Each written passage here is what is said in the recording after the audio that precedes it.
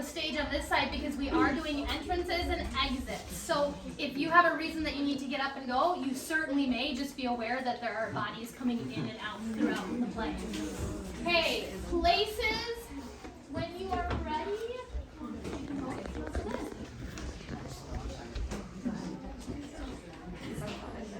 Okay, if you have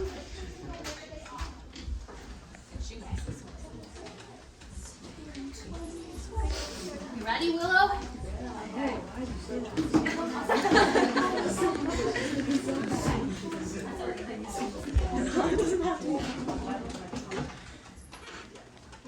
Hello, welcome to everyone here. It's lovely to see you all at this time of year. I'm sure there's no doubt that you all know the reason for our celebrations at this special season. It's not about presents or parties or fun or family games when it's all said and done. They do have some value though, they all have their worth, but none is as special as Jesus' birth. So now as we start our nativity play, we have a clear message to give you today. We start as the children are sat up in bed when each of them should have been sleeping instead. It's the night before Christmas and we should be snoring. Normally we would because bedtime is boring. But how can we sleep when we know Christmas Day is quickly approaching? It's well on its way. How can I sleep if I'm waiting to see if anyone has any present for me? Mom told us we shouldn't get overexcited, but all of our family and friends are invited. I really love Christmas. The presents are great. I can't get to sleep because it's getting quite late. I think I hear sleigh bells ringing. I think Santa's coming. Way hey woohoo! You know, I'm sure I just heard a ho ho ho. Outside the bedroom where no one is sleeping, their grandpa is listening. He bursts in the door and in a stern voice he shouts, Poor David, what's all this noise? all of a sudden the children sit down and Grandpa looks cross with a terrible frown. But Christmas is coming. We're sorry. It's just We know we must settle down, but we just can't. I'll tell you what, children, I'll do my best to help you calm down and get some rest. Now get back in bed. I'll tell you a story all about Christmas and who shall get the glory. With the children all settled and while Grandpa read, they pulled up the sheets and sat up in bed. And this is the story that Grandpa Joe told, the Christmas nativity story of old. The story starts a long time ago in a faraway place when a Roman emperor called Caesar Augustus was ruling over all the people. He didn't care how poor the people were, he was determined to make sure that no one escaped his taxes, so he sent a soldier to make a special announcement. Hear ye, listen to me. Caesar Augustus has made a decree. All his people, that's everyone here, and all, oh gosh, all the entire farm here, it's going to be registered with everyone. So you get packed, set up the dawn.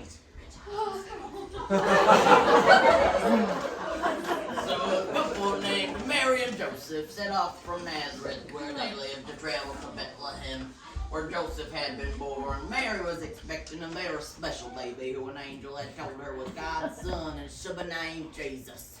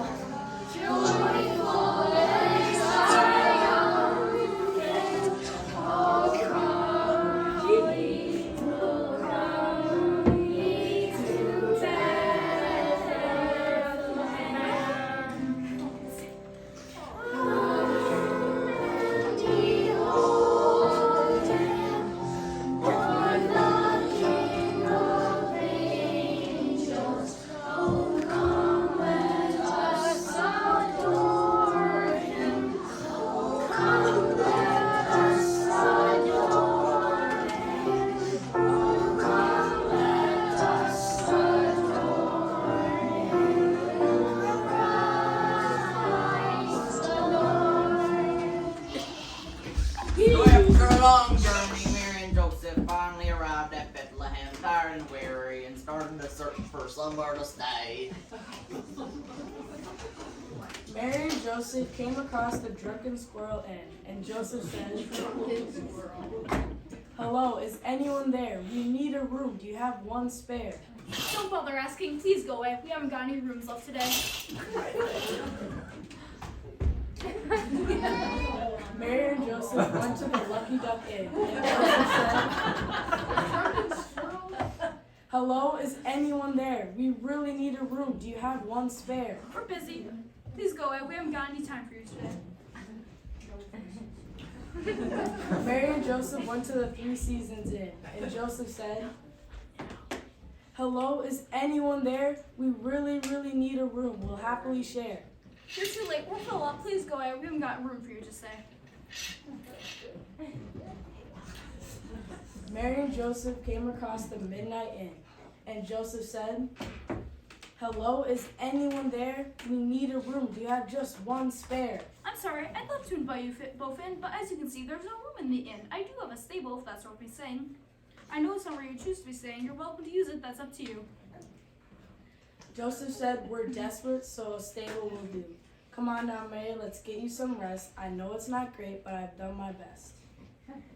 So Mary and Joseph settled down for the night in the stable, and while they were there, the time came for the beautiful baby boy to be born.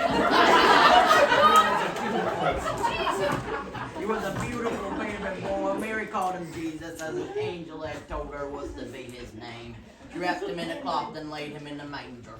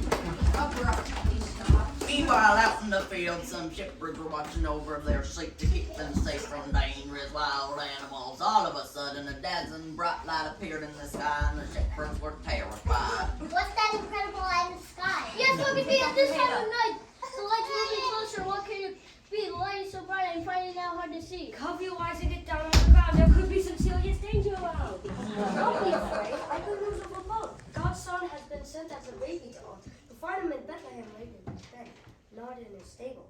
I mean, not in a house. Stable instead. Then all of a sudden, a whole host of angels came from all around, and the whole place was filled with beautiful music as they sang praises to God.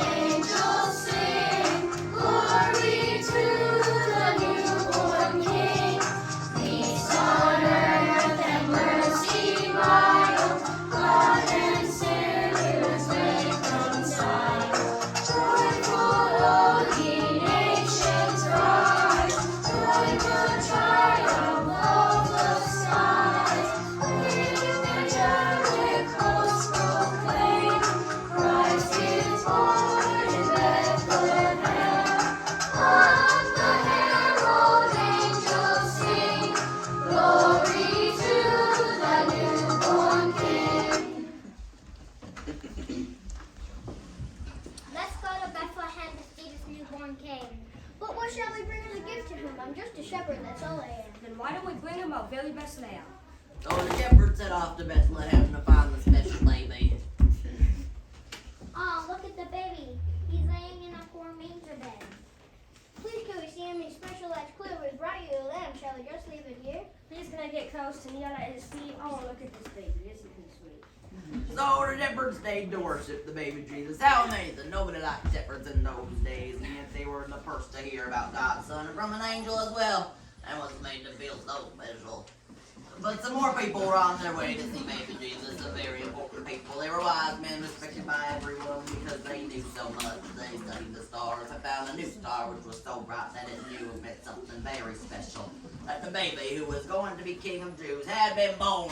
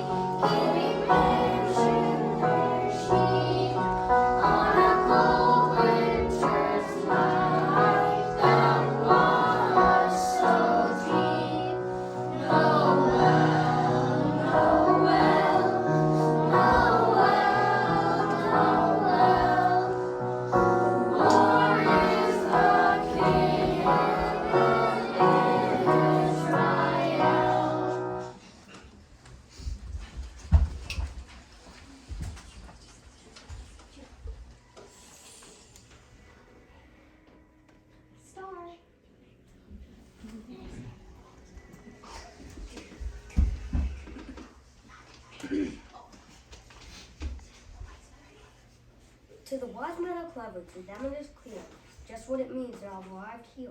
I'm guiding the way from overhead to lead the wise men to the stable shed. So the wise men set off on a very long journey, following the star, knowing that it would guide them to Jesus. On their way, they stopped at King Herod's palace and were invited in. And told Herod all about the special baby that they were searching for. And he pretended to be just as excited as they were, but really he was plotting against Jesus. A baby who will be king of the Jews. Please tell us more of this fantastic news. We saw his star shining so special and bright. We came from the east and followed the light. We've journeyed so long, but we've not far to go. We'll find him and come back and let you know. If you want to go see him, we'll tell you where. Then we can let you know so you can go there. Well, Herod had a plan. He didn't like the idea of a new king being more important than him, so he was very jealous, and he planned to find out where the baby was, and he would have him killed. If all that they said turns out to be true, who'll be more important than me? That won't do. When they come back with the news of the boy, I'll send out my soldiers and have him destroyed. Ha ha ha! But don't worry.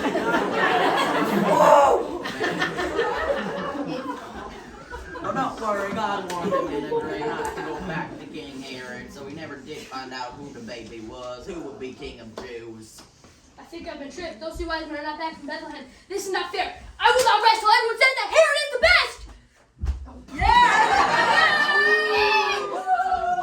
But Herod and his horrible jealous man. But that's another story. Let's get back to the wise men on their way to Bethlehem.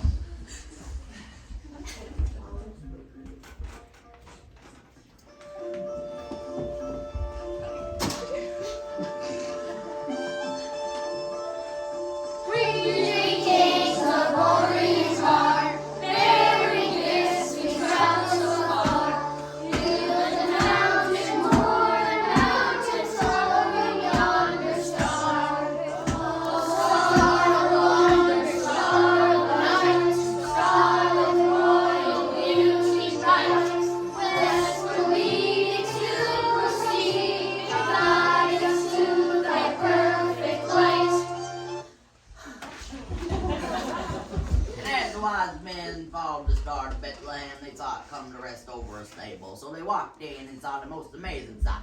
The baby, the one God Jesus, was laid in an animal feeding trough. They believed it was lying in the manger.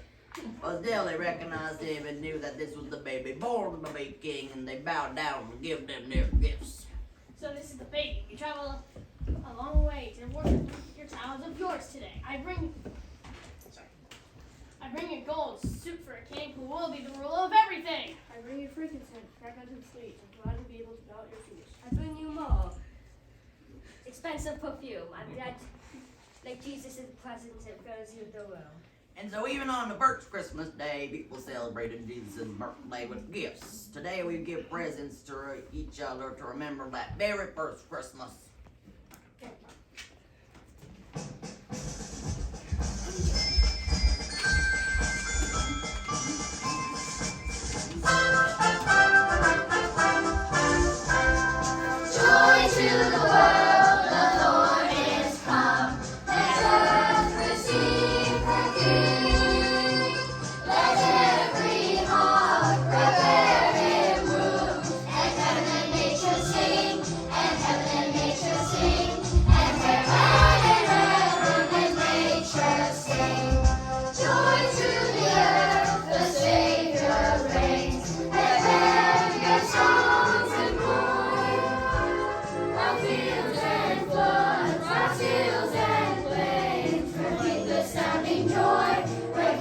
sounding joy. The sounding joy. Now all you children must do your best to get a good sleep now and plenty of rest. And when you wake up in the morning light, remember the story I've told you tonight. Thanks, Grandpa Joe. Now I'm feeling sleepy. I got up to Herod. He's told me about sweet baby Jesus instead. While his birthday's coming and I'm in my bed. While the children are sleeping and settled in bed, there's nothing but laughter and presents ahead. That's just about all from us today. We hope you've enjoyed our Christmas play.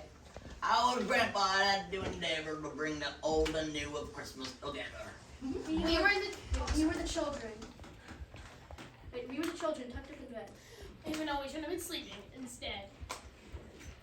We were the wise men. And I was the star. We came from the east and traveled afar. I was King Herod, jealous and cross. I was also the Roman soldier with Caesar as boss. We were the shepherds who went to the stable and sang as loudly as we were able. I was the innkeeper who let them stay. I gave them a stable and manger and hay. I was the maid. And I was Joseph.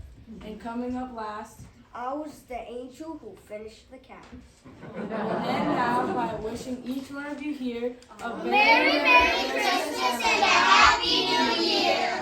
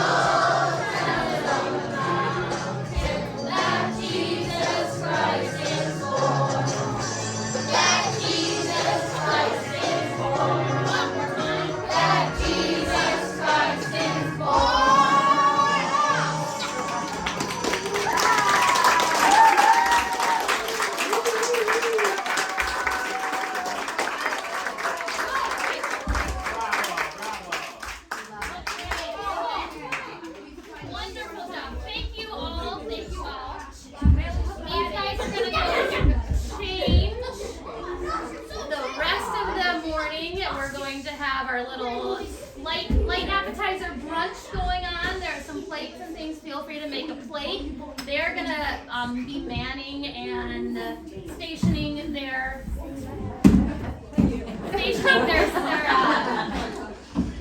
Christmas marketplace store. So thank you all again for coming. This is such it's always always just overwhelming and humbling to see all of your faces and know that your support is behind all of these children who are having this completely untraditional education. That is so, so exciting. So thank you all for your support. And Miss Emily, where are Miss Emily? Oh, I'm gonna have you kind of in charge of getting people going through a line-ish for the brunch, but you are all free.